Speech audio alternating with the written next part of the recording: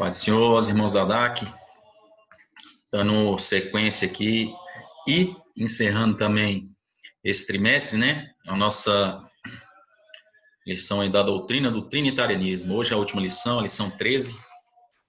Está na página 52. Está na página 52. Então, o título da nossa lição é a Trindade Santa na Evangelização. A lição 13, hoje é o dia 28 de junho de 2020. O fundamento está em 1 Coríntios 12, 3. Quem quiser acompanhar aí, tiver a revista, faça na revista, se não, pode pegar a Bíblia também.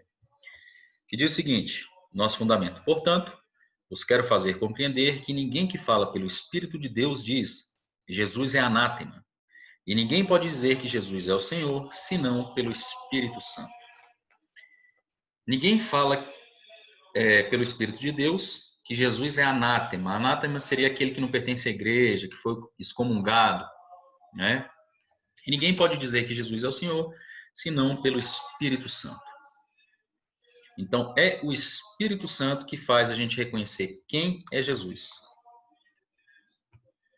O objetivo geral da nossa lição é mostrar que a Trindade Santa está envolvida na evangelização.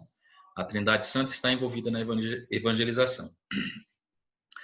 Na verdade, quem vem acompanhando todos os vídeos, principalmente ali na lição 1, 2 e 3, a gente percebe que a Trindade Santa está envolvida em absolutamente tudo, não só na evangelização.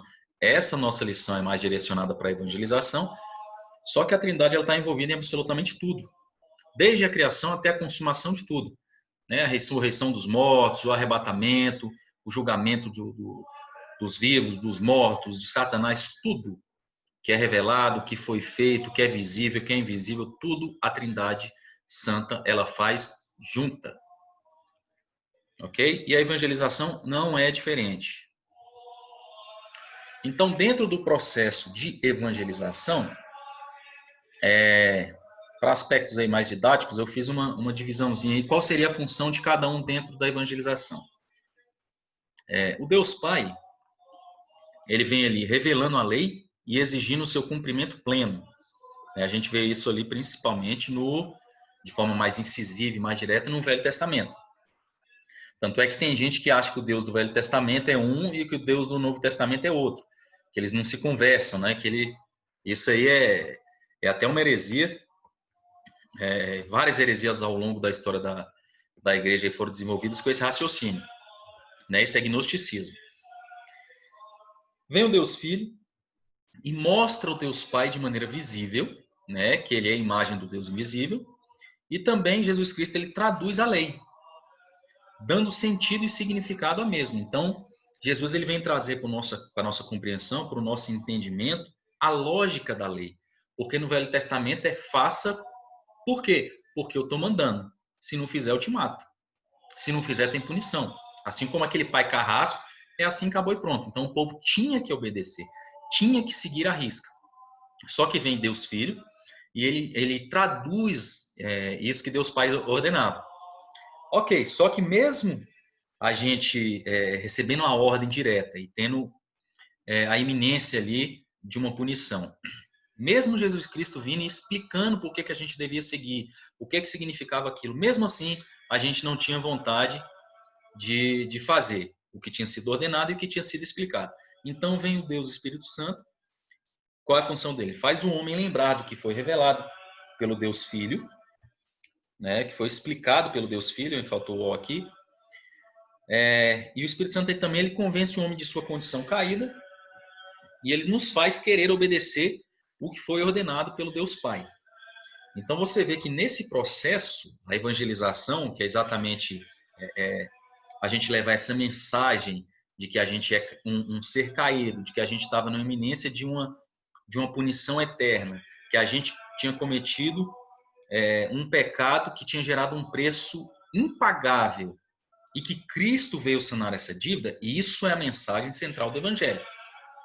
Nessa mensagem central, Deus Pai vem trabalhando desde a eternidade, né? Mas a gente vê isso em Gênesis, ali o proto-evangelho, que a gente fala, né, que desde Gênesis 3 ele já estava prometido esse Salvador, que seria Jesus Cristo, que pisaria na cabeça da serpente, e Jesus Cristo, ele é o Evangelho encarnado, né, porque ele é o sentido de tudo que foi revelado. Então a gente vai ver mais isso aqui. Para diferenciar aqui o que é evangelização, né, porque a nossa lição ela trata da Trindade Santa na evangelização. O que é evangelismo e o que é o evangelho, porque a evangelização ela depende de uma compreensão do que é evangelho. Até mesmo o evangelismo ele depende da gente compreender do que é evangelho, porque são termos que eles procedem dessa compreensão. Então, a evangelização é a ação, é o ato de difundir o evangelho. Vocês vejam que tudo vai depender da gente entender o que é evangelho. E essa ideia de que o evangelho é apenas uma boa nova, a gente tem que ter cuidado com isso. Boa nova em qual sentido? Porque o que é bom para você pode não ser bom para o outro. De repente, alguém traz uma notícia que você ganhou na Mega Sena, para você aquilo é uma boa nova. Né? Nesse sentido aqui, a Trindade ela não vem trabalhando nessa boa nova na nossa percepção. Então, a evangelização é a ação, é o ato, né? Mais incisivo, de você chegar de forma direta. Eu vim aqui falar de Cristo, é quem vai pagar o preço do teu pecado, você é uma criatura caída, você tem um preço impagável espiritualmente falando, assim, assim, assim. Então, isso é evangelização. O evangelismo é um conjunto maior, né? Ele abarca mais coisas, né? Um conjunto de doutrinas e ideias que explicam, eu coloquei esse entre parênteses aí para que eu não achei uma palavra melhor, o plano de Deus e a necessidade do evangelho. Então, tudo que se faz na igreja, ele tem um tom mais de evangelismo do que de evangelização. Porque, por exemplo, quando você ensina para alguém questão de doutrinas dentro da igreja, quer seja mesmo uma aula de EBD que você fala ali de usos e costumes, ou alguma coisa ali mais teológica, é um conjunto maior, né? Ele não é essa ação direta de falar da condição de pecado e de quem vai pagar por você, isso é o evangelho direto, né? É a missão que a igreja recebeu. E o evangelismo ele vai somando mais compreensões, mais coisas, mas tudo tem que rodar ao redor da compreensão do evangelho, né? Essa tradução simples aí que vem do grego é que é uma boa nova. Mas boa nova em qual sentido? Né? Então, explicando melhor o que seria o evangelho. O evangelho a gente pode entender ele no sentido histórico, né? Que seria o evangelho no sentido histórico, são os 4 primeiros livros do Novo Testamento, que são os 4 evangelhos, que falam da história de Jesus. Né? Lógico que esse termo evangelho no sentido histórico, eles pegaram emprestado a ideia do evangelho, que seria o evangelho eterno. Né? O que é o evangelho eterno? É um significado mais profundo, ele traz uma lógica espiritual, né? Mais profunda. O evangelho eterno se utiliza dos evangelhos históricos para se fazer compreender.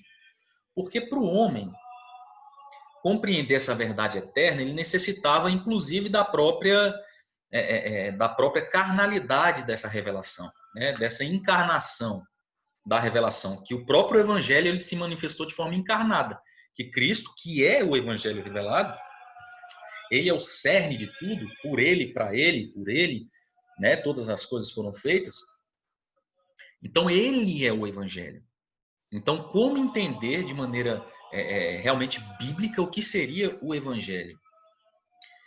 Tem 3 definições aqui desse termo, né? O evangelho, da forma como a gente conhece, ele deriva de uma palavra grega, que é o evangelion, né? Tem gente que coloca isso aqui com U, mas evangelion, que significa boas novas. Era um termo usado no mundo greco-romano, e que eu separei aqui 3 sentidos que essa palavra era usada naquela época, né? Na época ali do contexto de Jesus, na época do contexto ali que foi escrito o Novo Testamento. Então, o nome evangelho ele tinha 3 significados correntes naquela época. O primeiro, ele era uma gorjeta, né? Dada a quem trazia uma boa notícia. Então, quem levasse uma boa notícia para você ganhava uma gorjeta, e o nome daquela gorjeta era evangelho. Evangelho também era um anúncio de uma vitória militar, né? Ou do nascimento de um rei ou de um imperador. Geralmente, esse anúncio de vitória militar, o nascimento de um rei ou um imperador, eles eram acompanhados de luzes e comemorações, ou seja, tinham festa nesse anúncio do evangelho. E essa terceira definição aqui, que é a que eu prefiro, que eu acho que traz uma ideia mais profunda desse evangelho, era o nome de um documento de libertação de um escravo. Então, naquele contexto ali, se você fizesse uma dívida e não conseguisse sanar aquela dívida, você se tornava escravo do seu devedor. Né? Fazendo esse comparativo aqui, a gente é escravo do pecado. Então, a gente tem uma dívida impagável com o pecado e nós somos escravos do pecado. Então, nós servimos o pecado e o pecado ele é um senhor cruel e truculento. Né? Então, quem é que chega trazendo esse documento na mão? Né? Essa carta aí de alforria, vamos dizer assim. É Cristo. É Cristo que traz. Só que quando ele traz, né, obviamente, o nome dessa carta, qual é o nome dessa carta? Nesse contexto greco-romano. O cabeçalho dela, o nome dessa carta é Evangelho. Então é uma boa nova. Então ele te compra e ele vai nesse senhor, entrega esse documento para esse senhor e te resgata. Só que a partir desse momento, você deixa de ser escravo desse senhor cruel e truculento e começa a ser escravo de Cristo. Então nós somos escravos ou do pecado ou de Cristo. Né? Tem gente que pode achar esse nome, esse termo forte, mas o termo que a Bíblia usa, tanto no Velho quanto no Novo Testamento, é um termo que se refere a escravo. Ebed no Velho Testamento, no hebraico, e doulos no Novo Testamento. Né? Para quem é mais antigo um pouco, as parteiras eram conhecidas como doulas. Então é escravo. A ideia é de escravo. Nós não temos vontade diante desse senhor. Porém, o pecado, que era um senhor cruel e truculento, nós fomos comprados agora por um senhor que nos ajuda a carregar o nosso fardo. Então, o nosso jugo é leve e suave, né? Porque é o jugo dele. O que é difícil, o que era impagável, o que era impossível de ser feito, ele já fez. Né? Mas, de qualquer forma, nós somos escravos, porque agora a nossa vontade é a vontade dele. Nós não temos mais vontade própria. Ok, então Jesus ordena a igreja evangelizar. Né? Tem outras passagens também, mas essa passagem eu preferi aí de Mateus 28, 19. Mateus 28, 19 a 20, que diz o seguinte: portanto, ide, fazei discípulos de todas as nações, batizando-os em nome do Pai, do Filho e do Espírito Santo, ensinando-os a guardar todas as coisas que eu vos tenho mandado. Então, a ordenança que Cristo dá aqui, a grande comissão que ele passa para a igreja, é de fazer discípulos e não de fazer membros, né? É um cuidado que a igreja moderna tem que ter. E abrindo aqui um parêntese aqui, fazendo aqui um adendozinho aqui. Eu vou me referir aqui à igreja, mas entenda, eu não estou me referindo de forma direta, incisiva ou acusando ninguém da nossa igreja. É a igreja cristã da atualidade, do mundo inteiro. Não é só de Águas Claras, de Taguatinga, de Brasília, do Brasil, não, do mundo todo. É a igreja atual. Porque eu vou fazer alguns comentários aqui que são comentários pesados, mas são comentários bíblicos. Porque a igreja de hoje, a gente vive, como a gente é dispensacionalista, a gente acredita na divisão em 7 dispensações, a gente vive hoje na igreja de Laodiceia, né? Então, as eras foram divididas em 7 eras, né? Deixa eu ver se eu acho que na minha Bíblia aqui em Apocalipse, ele fala da igreja apóstata. A partir ali dos anos 1900, que é essa divisão, até o final dos tempos, a igreja vai ser considerada biblicamente a igreja apóstata, né? É a igreja que é comparada à igreja de Laodiceia. Então, quando eu fizer esse comentário, eu estou falando de uma maneira geral, ok? Então, as igrejas hoje elas não estão preocupadas em fazer discípulos. Cristo comissionou a igreja para fazer discípulos. Ele não comissionou a igreja para fazer membros. Primeiro ponto. De todas as nações, batizando-os em nome do Pai, do Filho e do Espírito Santo. O próprio Cristo reconhece que esse discipulado e essa missão que é exatamente a evangelização, ela vem em nome do Pai, ela vem em nome do Filho e ela vem em nome do Espírito Santo. Não existe uma evangelização só com um ou com o outro. Muito cuidado. Tem gente que de repente sai para evangelizar acreditando só no poder do Espírito Santo. Não, isso é uma obra conjunta. Isso é uma obra conjunta. Tudo que a Trindade faz, que as pessoas da Trindade fazem, se encaixa. E a evangelização não é diferente. Porque quando você sai para evangelizar, você vai falar sobre a lei que foi dada e ordenada por Deus. Você vai ter que falar sobre o próprio evangelho encarnado, que é Cristo. E você vai ter que saber falar muito bem desse evangelho. E explicar muito bem. E você não vai precisar falar do Espírito Santo.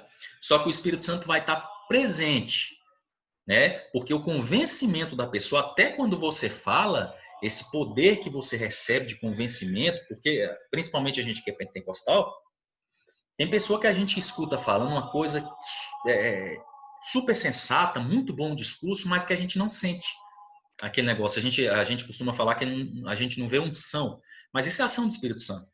E tem outras pessoas que falam um negócio que a gente chega a se arrepia. A ação do Espírito Santo. Então, o Espírito Santo, tanto ele age no locutor, em quem está falando, quanto em quem está ouvindo. Né?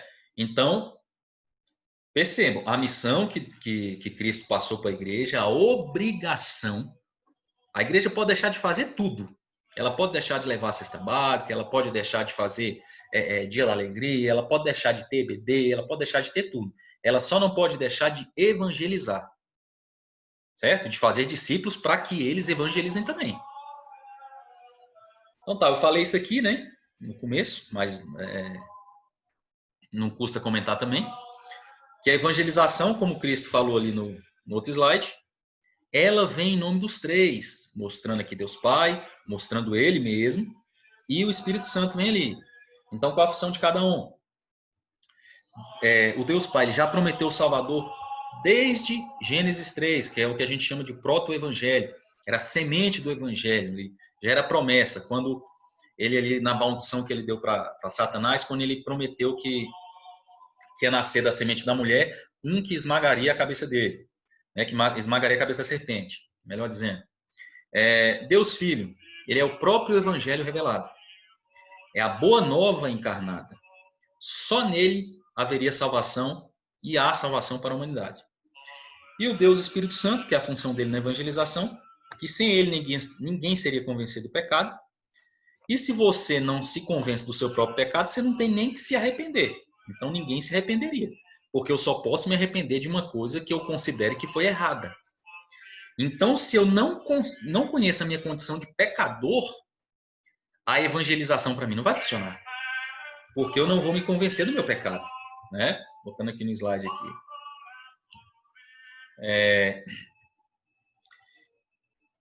Então a gente não vai se arrepender porque a gente não aceita o pecado, a gente não aceita a nossa própria condição caída e perdida.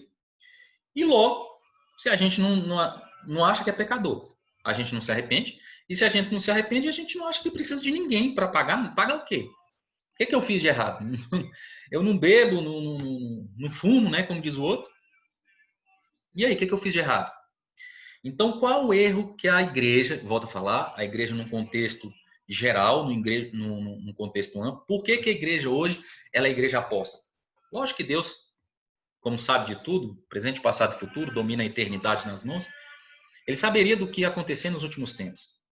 A modernidade, quando chegou, principalmente ali depois de 1789 com a Revolução Francesa, que ela traz a ideia de que o homem agora é o centro de tudo, né? Porque entendam, a igreja medieval, que vem ali mais ou menos até o ano de 1500 ali, né? Com essa transição 1500, 1600 para 1700, ela que pregava exatamente esse sofrimento, essa tristeza, que impunha esse sofrimento humano, né? Que era uma época ali de várias doenças, que eles pegavam ali os cientistas, perseguiam ou matavam, que a igreja dominou. Então, mas naquela época a ideia era que o mundo todo era teocêntrico, ou seja, Deus estava no centro do universo. Só que a igreja perverteu essa ideia de que Deus era o centro do universo. Ela usou isso para proveito próprio, né, para exatamente escravizar o povo. Só que quando se começou ali a descobrir cura para algumas doenças, começou-se a filosofar, começou-se a ter a evolução das artes, enfim, né, não é uma aula de história aqui, mas aí teve a Revolução Francesa. A partir ali da Revolução Francesa, o homem se colocou no centro do universo. Então sai Deus do centro do universo, agora a humanidade não é mais teocêntrica, ela agora é antropocêntrica. O homem é o motivo e a razão de tudo. Antes era Deus. Agora é o homem que é o motivo, a razão, e é ele quem manda. Por que que hoje a igreja é apóstata? Porque para a gente chegar para uma pessoa que, primeiro, ela acha que ela é o centro do universo. Outra coisa que ela acha, que o sentido da vida é ser feliz. Né? E tem muito crente que acha isso. Deus não criou o homem para ser feliz. Deus não criou o homem para ser feliz. Não digo que Deus criou o homem para ser infeliz, não estou dizendo isso. Só que o foco da criação de Deus não foi trazer felicidade ao homem. A felicidade é uma consequência de uma vivência diante dos desígnios de Deus. Ela não é o foco da criação. Deus criou o homem para ser glorificado através do homem. Esse é o foco. Isso muda toda a compreensão do homem. Por quê? A gente vê depois ali da Revolução Francesa, quando o homem começou realmente a se achar que o mundo o servia, né? Que ele tinha vindo a esse mundo aqui com sentido, que a cosmovisão, a lógica da vida era dele ser feliz. Todo o desenvolvimento das ciências e pseudociências que vieram dali são baseados nisso, são baseados em pensamentos humanistas e não bíblicos. Posso citar todas as ciências aqui. A gente pode pensar na sociologia, a gente pode pensar na psicologia, a gente pode pensar na pedagogia, na antropologia, a gente pode pensar em várias ciências ou pseudociências. Porque qual a ideia dessas ciências? Primeiro, que elas nunca reconhecem que o mal da humanidade é um mal moral interno do homem. Elas querem levar a culpa para outra esfera. Elas tiram a culpa de si, é o que Adão e Eva fizeram, né, quando tiveram que se explicar para Deus. A culpa não é minha, foi a mulher que o Senhor me deu. Não, não foi a mulher, foi a serpente. Né? Então, o que a psicologia faz? Ela não trata todas as ciências, eu vou falar uma por uma aqui. Então, ela não trata que o problema, a consequência é um mal moral, é o pecado. Não tem nem sentido. Então, os vários braços da psicologia ali, as 9 bases da psicologia, ela vai jogar a culpa em alguém. Ou pode ser questão de criação, ou pode ser questão de seus pais, ou porque você está em conflito com a sociedade, com o que você quer, com o que está acontecendo, enfim. A sociologia ela vai falar que o problema do homem não é ele, mas é o meio social.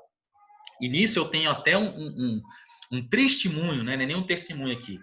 Eu, quando dava aula na minha antiga igreja, de EBD, eu estava falando sobre a questão do pecado. Né? E teve uma irmã lá, que inclusive era líder da juventude, que eu acho que devia estar na igreja há mais de 10 anos, que ela discordou, e ela falou que o problema do homem era o meio social. Né? Ou seja, ela defendeu aí o fundamento da sociologia. Só que a Bíblia não trata isso. O meio social pode influenciar? Até pode, né? Mas o que determina o que o homem é, o que ele quer, o que determina essa luta da carne contra o espírito é o pecado. É o que ele carrega por dentro, não é o que está do lado de fora. É o que ele carrega dentro dele. A antropologia, a antropologia humanística, ela não parte do princípio que o homem é a imagem de Deus. Não. Ela parte do princípio evolutivo. E como evolução, a gente está caminhando para melhorar.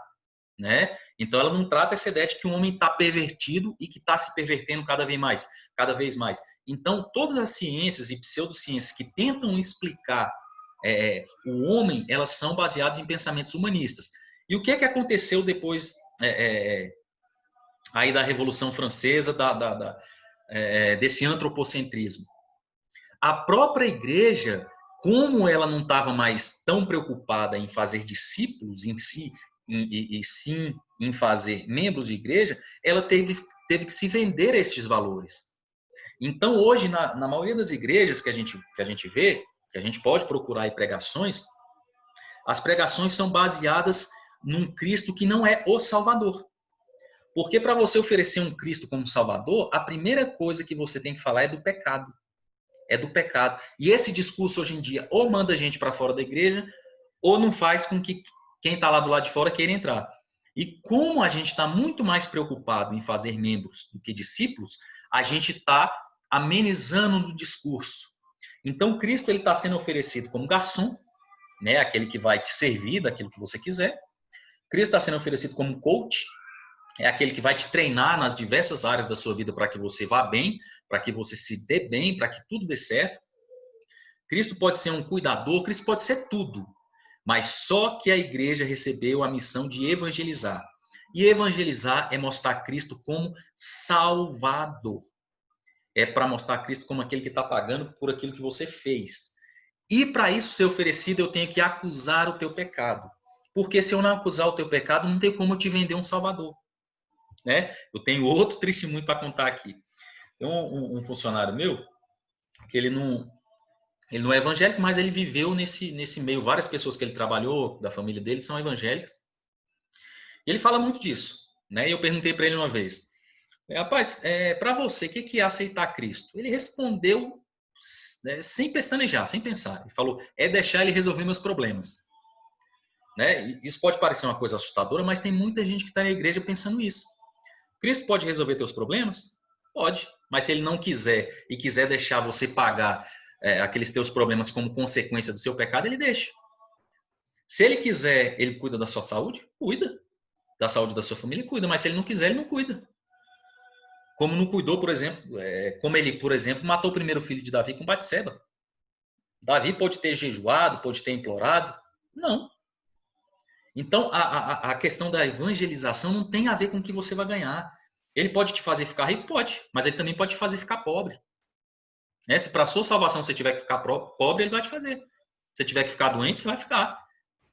Então, essa nossa ideia de que a gente tem que ser feliz e que Cristo e que Deus é obrigado a nos fazer feliz em todas as áreas da nossa vida, porque a gente o aceitou, é outro termo que eu não gosto de jeito nenhum. Quem quer aceitar Cristo? Primeiro a gente tem que saber se ele nos aceita, né? Se ele nos aceita. Primeiro ponto. É um termo que eu não gosto muito, esse aceitar Cristo, mas quando a gente vende essa ideia de que Cristo vai cuidar de tudo seu, no sentido assim, cuidar, mas a gente oferece ele como aquele que vai te dar mais do que você tem. Então a pessoa, se for colocar isso na calculadora, sai barato. Fala, peraí, vamos calcular aqui. Ele vai cuidar da minha família, eu não vou ficar doente, então eu posso cancelar o plano de saúde, a minha empresa vai prosperar, isso vai acontecer. Se você for somar isso, quanto eu tenho que pagar por isso, senhor? Que geralmente as igrejas fazem. 10%. Sai barato. Sai barato. Ah, então não vou bater mais carro, não vou ficar mais doente, não vai acontecer isso, não vai. Muita cautela. Isso não é pregar evangelho. A gente está vendendo um Cristo falsificado. Pregar evangelho é oferecer Cristo como Salvador. Pregar evangelho não é oferecer Cristo como coach. Não é oferecer Cristo como solucionador de problemas. Não é oferecer Cristo como gênio da lâmpada. Não é oferecer Cristo como a vovó cuidadora que vai fazer tudo que você quer. Um bolinho de cenoura no final da tarde. Muito cuidado, somos nós que o servimos. Somos nós que somos escravos dele. E ele determina o que vai acontecer. Ele pode cuidar? Pode, se ele quiser. Mas a missão da igreja não é vender isso. Isso pode ser uma consequência de estar vivendo dentro dos desígnios dele. Pode ser uma consequência. Mas isso não faz parte do evangelho. O evangelho não oferece facilidade, muito pelo contrário. O evangelho exatamente oferece a espada, oferece a guerra dentro da família, oferece perseguição. Olha a história da igreja, os primeiros cristãos ali foram perseguidos, empalados, crucificados, queimados, mortos, mas foram salvos. Foram batizados com o próprio sangue, mas foram salvos. Então, a Trindade Santa, ela trabalha na evangelização, não nessa evangelização que a gente está fazendo hoje em dia. O evangelho que a Trindade Santa trabalha é outro. O que ela está mostrando é a situação de pecado. A gente vê, por exemplo, ali, quem vem anunciando ali a chegada do evangelho encarnado, de Cristo? João Batista. Qual era o discurso de João Batista? A primeira coisa que ele falava, arrependa-se, arrependa-se, arrependa-se. Cristo, quando vem, ele fala mais de inferno, da condenação, do que do céu. Ele fala mais do, ok, ele perdoa, mas vai e não peque mais. Ele batia incisivamente naqueles que se achavam sem pecado. Aqueles que se achavam sem pecado, porque seguiam ritos judaicos, ele chegava na voadora. Cristo não tinha meio termo com esse povo. Cristo estava muito mais inclinado para aquele pecador que sabia que estava errado, do que aquele que achava que estava certo, que não tinha pecado. Então, a evangelização passa necessariamente pelo reconhecimento da pessoa que ela é pecadora. E a igreja, com medo de perder isso, ela foi diminuindo esse discurso. Hoje o que a gente vê na maioria das pregações é um Cristo falsificado. Não é o Cristo Salvador, não é o Cristo do Evangelho. Então a igreja hoje, além de estar falsificando, apresentando um Cristo que não existe, apresentando um Cristo falsificado, um Cristo do Paraguai, ela não está cumprindo o que foi ordenado, que é de fazer discípulos e evangelizar, porque ela não está evangelizando. Em sua essência, a igreja atual não evangeliza. Ela faz membros e ela mostra um Cristo coach, psicólogo, né? Um Cristo garçom e não um Cristo salvador. Porque falar mal do outro para ele mesmo incomoda. Se a gente for realmente falar a mensagem crua do evangelho, as igrejas esvaziam. E realmente a gente está preocupado com o quê? É por isso que nós somos a igreja apóstata. É por isso que a gente é Laodiceia. O próprio Cristo, quando a gente vê ali em João 6, João 6 começa com um discurso lindo ali, a multiplicação de pães, né? Aquele negócio todo, aquela multidão atrás de Jesus. Só que no final acontece uma coisa trágica. Jesus manda todo mundo embora, a multidão que estava seguindo ele, e diz que sabia que eles estavam seguindo ele só por causa do que ele podia fazer, né? Ou seja, era por interesse. Isso se encaixa muito bem para a gente. E os próprios discípulos ali, os apóstolos, ficaram assustados com aquele discurso de Jesus. E o próprio Jesus falou para eles. Falou, se vocês quiserem também, ó, sigam-nos, né? Pode ir embora com eles. O discurso de Jesus sobre as verdades, sobre o evangelho é dura, era duro. E o nosso discurso hoje está muito água com açúcar, muito amaciado. A gente está com medo das pessoas ficarem chateadas, de terem problema. Claro que a gente não precisa ser agressivo. Né? A verdade, ela não precisa ser agressiva. Mas a verdade não pode ter medo. A verdade não pode ser milindrada por nenhum outro interesse. Então a igreja hoje ela deixou de evangelizar. Infelizmente o que se faz, a grande parte da atividade da igreja hoje não é a grande comissão que foi dada, que é de fazer discípulos de todas as nações, batizando em nome do Pai e ensinando-os a guardar todas as coisas. Todas as coisas aqui que Jesus se referia naquele contexto ali, estava muito mais para o Velho Testamento do que para o Novo. Por quê? Naquele momento em que Jesus falou aquilo ali, não existia, por exemplo, as cartas pastorais, né? Paulo ainda não tinha sido, era Saulo ainda não tinha sido transformado em Paulo, né? Não existia as epístolas de Judas, não existia o Apocalipse. Então, naquele sentido ali, ensinando a guardar todas as coisas, era aquilo que Jesus estava ensinando ali naquele momento, que era baseado essencialmente no Velho Testamento. Mas hoje a gente pode abranger isso aqui, não estou falando que não deva ensinar.